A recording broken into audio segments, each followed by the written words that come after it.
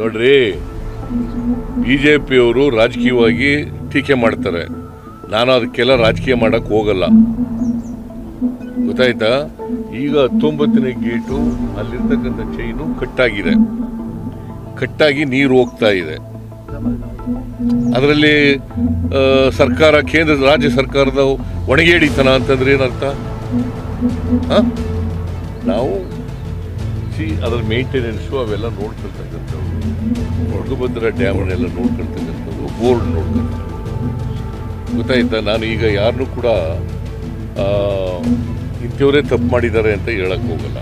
Chairman ತಪ್ಪು ಮಾಡಿದ್ದಾರೆ, ಅಥವಾ ಇನ್ಯಾರೋ ಆಂಧ್ರದವ್ರು ತಪ್ಪು ಮಾಡಿದ್ದಾರೆ, ತೆಲಂಗಾಣದವ್ರು ತಪ್ಪು ಮಾಡಿದ್ದಾರೆ, ಕರ್ನಾಟಕದವ್ರು ತಪ್ಪು ಮಾಡಿದ್ದಾರೆ ಹೇಳಕ್ಕೆ ಹೋಗಲ್ಲ. ಈ ನೀರು 19ನೇ ಕ್ರಸ್ಟ್ ಗೇಟು ಅಲ್ಲಿ ಚೈನ್ ಕಟ್ಟಾಗಿ ನೀರು ಹೋಗಿದೆ. ನೀರು ಈಗ ನಮ್ಗೆ ಇರ್ತಕ್ಕಂಥ ಪ್ರಶ್ನೆ ಏನಪ್ಪ ಅಂತಂದ್ರೆ, ನೀರು ತುಂಬಿತ್ತು, 105 TMC ನೀರುವರೆಗೂ ತುಂಬಿತ್ತು. ಆ ನೀರಿನಲ್ಲಿ 50 TMC ಅಥವಾ 60 TMC ನೀರನ್ನು ಹೊರಗಡೆ ಬಿಡಬೇಕು, ಯಾಕಂದ್ರೆ ಅದು ರಿಪೇರಿ ಮಾಡಬೇಕಲ್ಲ. ಇನ್ನೂ ಸುಮಾರು 60 TMC ನೀರು ಉಳಿತದೆ. ಸೊ ರೈತರಿಗೆ ಯಾವ ಕಾರಣಕ್ಕೂ ಕೂಡ ವ್ಯವಸಾಯಕ್ಕೆ ತೊಂದರೆ ಆಗಲ್ಲ, ಗೊತ್ತಾಯ್ತಾ. ಮೊದಲನೇ ಬೆಳೆಗೆ ಯಾವ ತೊಂದರೆ.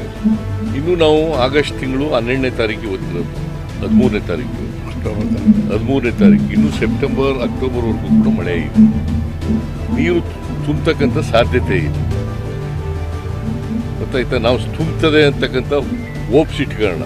ಮಳೆ ಬರ್ತಾ ಇದೆ, ಯಾಕಂದರೆ ಹವಾಮಾನ ಮುನ್ಸೂಚನೆ ಪ್ರಕಾರ ಆಗಸ್ಟ್ 15 ಆದಮೇಲೆ ಮತ್ತೆ ಮಳೆ ಬರ್ತದೆ ಅಂತಕ್ಕಂಥ ನಿರೀಕ್ಷೆ ಇದೆ.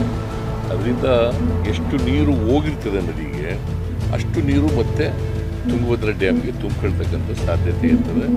ನನ್ನ ಪ್ರಕಾರ ನಾನು ಹವಾಮಾನ ಮುನ್ಸೂಚನೆ ಪ್ರಕಾರ ರೈತರಿಗೆ ಯಾವ ರೀತಿಯಲ್ಲೂ ಕೂಡ ತೊಂದರೆ ಆಗಬಾರ್ದು. ನಾನು ಯಾರ ಮೇಲೂ ಗೂಬೆ ಕುಳಿಸಕ್ಕೆ ಹೋಗಲ್ಲ. ಬಿಜೆಪಿಯವರು ಗೂಬೆ ಕುಳಿಸ್ತಕ್ಕಂಥದ್ದೇ ಒಂದು ಕೆಲಸ, ಅವ್ರಿಗೆ ಕಸ್ಬಾಗ್ಬಿಟ್ಟದೆ ತಪ್ಪ.